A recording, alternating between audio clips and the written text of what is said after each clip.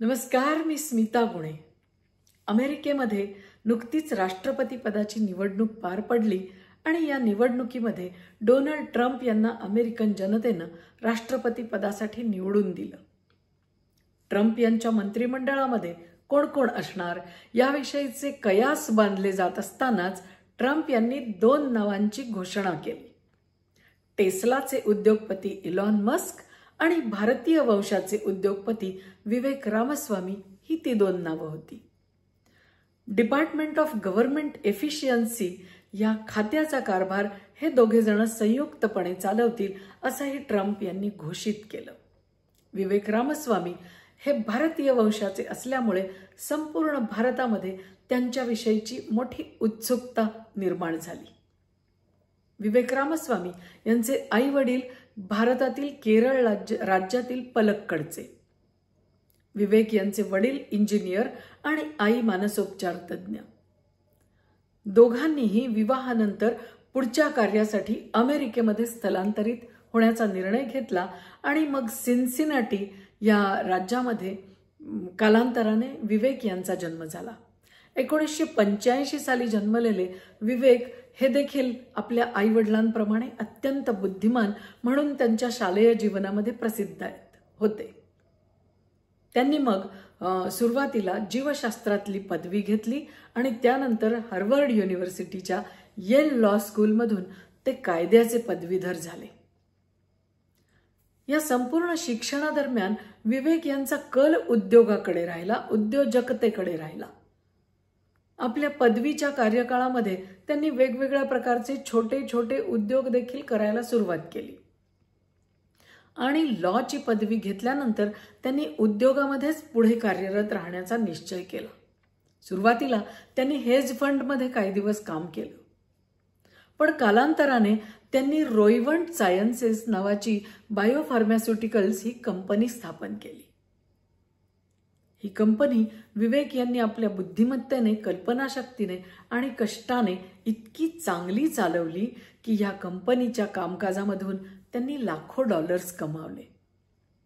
अल्पकाळातच ही company इतकी नावारूपाला आली की 2015 साली विवेक रामस्वामी यांना सुप्रसिद्ध सुप्रतिष्ठित फोर्ब्स या मासिकाच्या कव्हर पेजवर युवा उद्योगपती म्हणून झळकण्याची संधी मिळाली।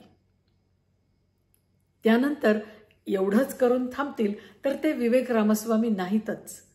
त्यानंतर विवेक रामस्वामी यांनी स्ट्राइव असेट मॅनेजमेंट नावाची कंपनी आणखीन एका सहकार्याबरोबर संयुक्तरित्या स्थापन केली। ही स्ट्राइव असेट मॅनेजमेंट ही कंपनी देखील रोइव्हंट या कंपनी इतकीच उत्तम प्रकारे कामकाज करते आहे।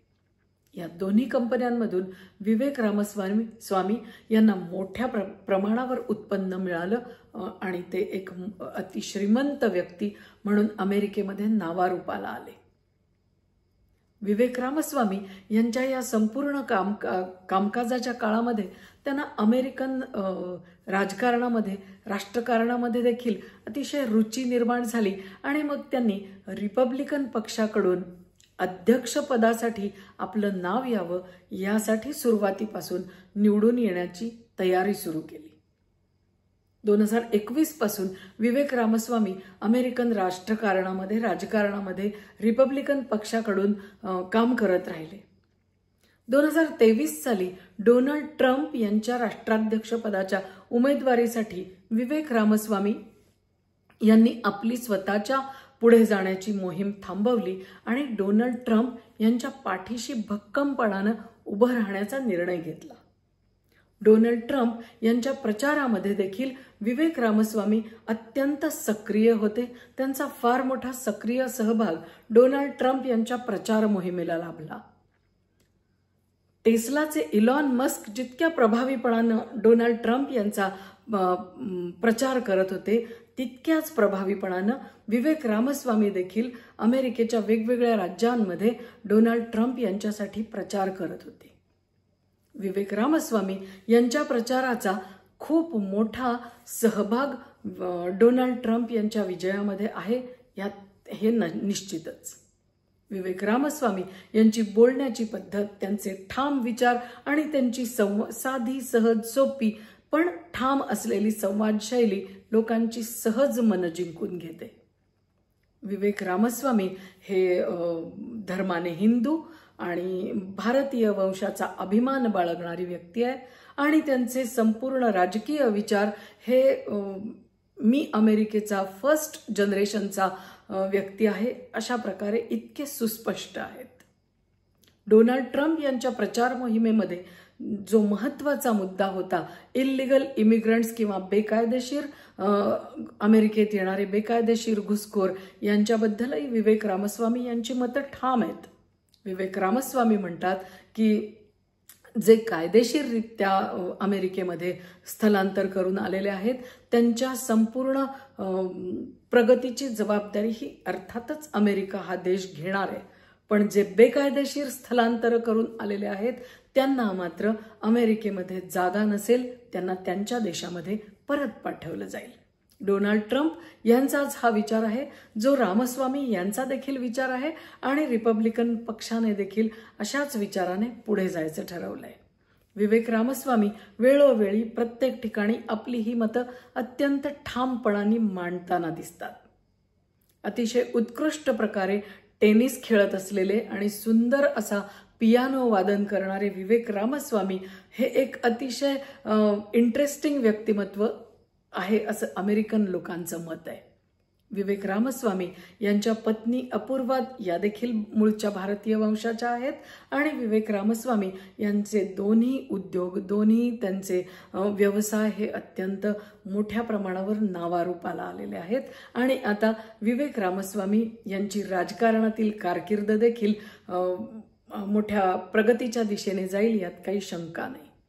विवेक रामस्वामी अमेरिकेच्या प्रगतीला आणि डोनाल्ड ट्रम्प यांच्या सरकारच्या प्रगतीला, लोकांच्या आशा आकांक्षांना किती पुढे घेऊन जातात आणि कशा प्रकारे भारतीय संस्कारांचं त्यांच्या आचारविचाराला जे कोंदण लाभलेलं आहे त्याचा उपयोग अमेरिकेसारख्या देशातील नागरिकांच्या भल्यासाठी ते कशा प्रकारे करतात, आंतरराष्ट्रीय राजकारणामध्ये त्यांचा पक्ष अमेरिका म्हणून कुठल्या प्रकारचा ध्येय धोरण पुढे घेऊन जातो, त्यामध्ये विवेक रामस्वामी यांचा कशा प्रकारे सकारात्मक सहभाग असेल हे बघणं आपल्या सगळ्यांना नक्कीच उत्सुकतेचं असेल. पण भारतीय वंशाचे असलेले विवेक रामस्वामी यांना आज इतकं मोठं जबाबदारीचं पद अमेरिकेच्या राजकारणामध्ये डोनाल्ड ट्रम्प यांच्या मंत्रिमंडळामध्ये मिळालं आहे. आपण सगळ्यांनी विवेक रामस्वामी यांना शुभेच्छा देऊया. आणि आज या व्हिडिओमध्ये जरी मी इथे थांबणार असले तरी लवकरच उद्याच मी इलॉन मस्क यांच्याविषयी आपल्याला सगळ्यांना उत्सुकता आहे हे मला माहिती आहे. उद्याच इलॉन मस्क यांच्याबद्दलचा व्हिडिओ देखील मी घेऊन येणार आहे. आजचा हा व्हिडिओ, यापूर्वीचे व्हिडिओज आपल्याला आवडत असतील तर नक्की लाईक करा, शेअर करा आणि सबस्क्राईब करा. तुमचे लाईक्स मला देखील उत्तमोत्तम व्हिडिओ करण्यासाठी प्रेरित करतील. पण आज इतकंच, इथेच थांबूया. धन्यवाद.